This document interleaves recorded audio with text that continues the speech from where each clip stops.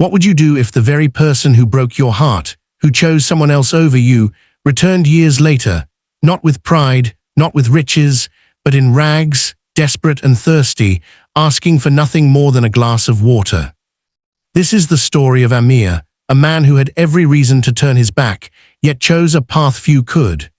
Stay till the end, because what happened after that single request for water will leave you questioning what true love, forgiveness, and strength really mean. Amir was known in his village as a man with a heart too kind for this world. He lived simply, working long hours as a carpenter, his hands roughened by wood and sweat, but his soul soft and tender. And above all things, his world revolved around one person, Sana. Sana had been his childhood friend, the girl with the laughter that could chase away storms. For years, they dreamed together of building a small home, of raising children who would run freely in fields, of growing old side by side. Amir, though never rich, poured his every effort into making those dreams real.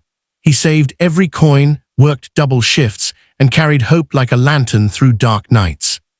But life has a way of testing the heart.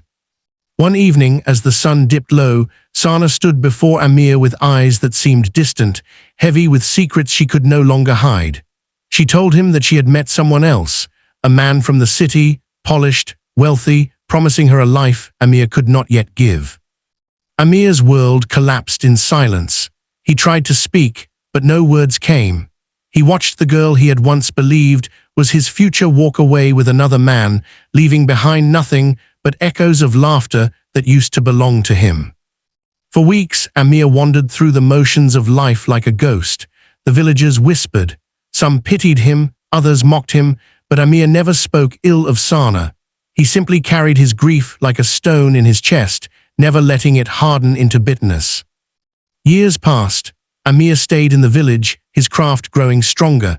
He built furniture for newlyweds, carved cradles for infants, and even made coffins for those who left this world. Life became a cycle of work and prayer. He never remarried.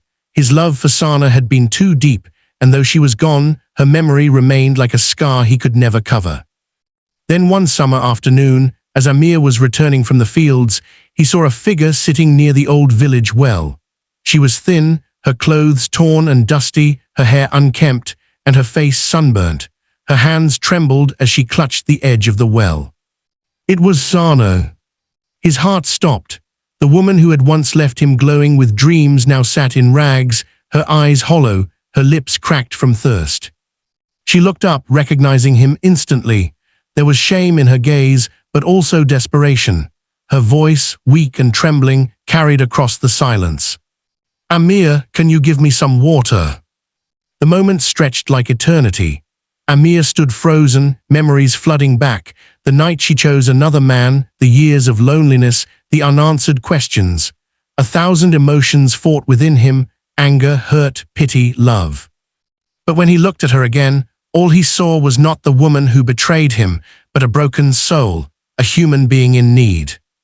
Quietly, Amir walked to the well, drew up a bucket of water, and filled a clay cup. His hands shook as he extended it toward her. Sana took it, her fingers brushing his, and drank greedily, tears streaming down her cheeks. When she finished, she looked at him with eyes full of pain. "I have nowhere else to go," she whispered. "The man I chose left me with nothing. He promised the world, but gave me only scars. I came back here because I had no one but you." Her words pierced Amir's chest. For a moment, anger rose. How could she return after years, expecting shelter from the very man she had abandoned? But then Amir remembered something his late father once told him. A heart that forgives is a heart that truly lives. He could have turned away. He could have told her to leave, to face the consequences of her choices. But instead, he spoke gently. "You made your choice once, Sana, and I paid the price in silence.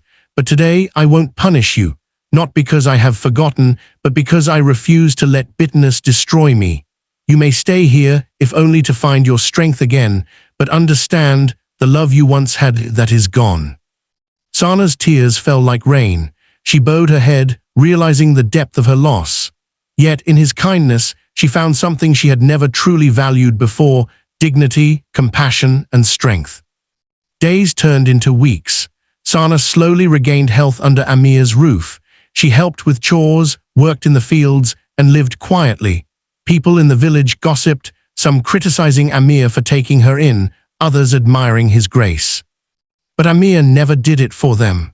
He did it because he believed no soul deserved to die of thirst, not even one that once betrayed him. Years later, Sana would tell others, "I lost love once because of greed, but I found humanity through the man I hurt most. He gave me not love, but something greater, mercy." And Amir, though never reclaiming what was lost, lived with peace.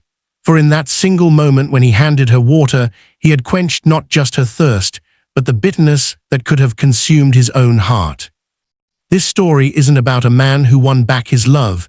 It's about a man who chose forgiveness over revenge, compassion over resentment. True strength doesn't always mean holding on. Sometimes it means letting go with grace. So ask yourself, if life ever brings back the one who hurt you, will you choose to hate, or will you choose to heal?